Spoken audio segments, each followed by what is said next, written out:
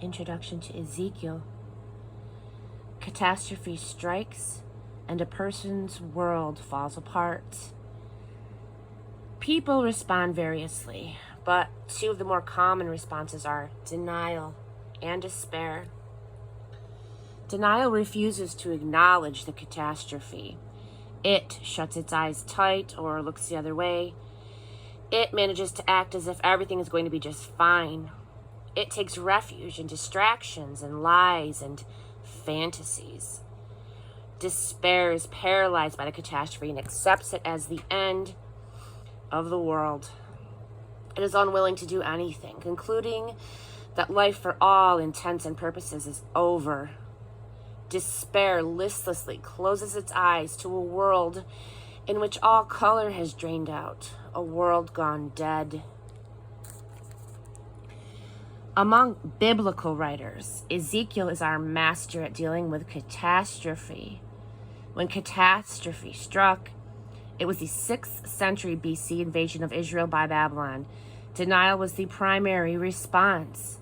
Ezekiel found himself living among a people of God who, astonishingly similar to us, stubbornly refused to see what was right before their eyes. The denial crowd. There were also some who were unwilling to see anything other than what was right before their eyes. The despair crowd. But Ezekiel saw. He saw what the people with whom he lived either couldn't or wouldn't see.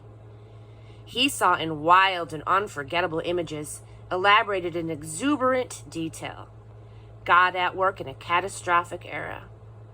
The denial people refused to see that the catastrophe was in fact catastrophic. How could it be? God wouldn't let anything that bad happen to them. Ezekiel showed them.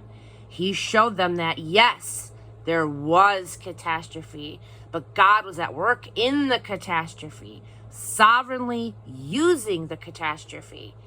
He showed them so that they would be able to embrace God in the worst of times. The despair people, overwhelmed by the devastation, refused to see that life was worth living. How could it be? They had lost everything, or would soon. Country, temple, freedom, and many, many lives. Ezekiel showed them.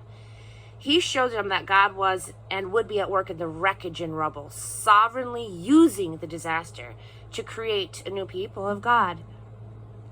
Whether through denial or despair, the people of God nearly lost their identity as a people of God, but they didn't. God's people emerged from that catastrophe century, robust and whole. And the reason, in large part, actually, was Ezekiel. Who was this written from? Who wrote this? At 26, Ezekiel was one of several thousand Jews taken as prisoners of war from Judah to Babylon in 597 BC. They were taken as a warning to the remaining Jews, surrender or else.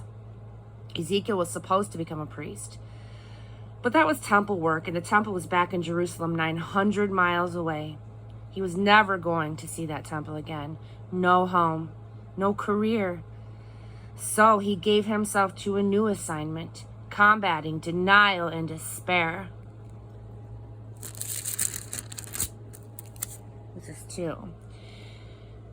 For the first 6 years of Ezekiel's ministry, the POW's homeland, the prisoner of war's homeland, was still intact, and many of them were sure God would soon deal with the Babylonian problem and send them home. Denial. Others were sure that God, if there was a God, had abandoned them. Despair. When the news came that Jerusalem had been demolished, the despair camp ruled for some time. When was this written? Between 593 through 571 BC, Daniel, who had been taken captive to Babylon some 8 years earlier, was finishing his studies as a Babylonian bureaucrat by the time that Ezekiel arrived.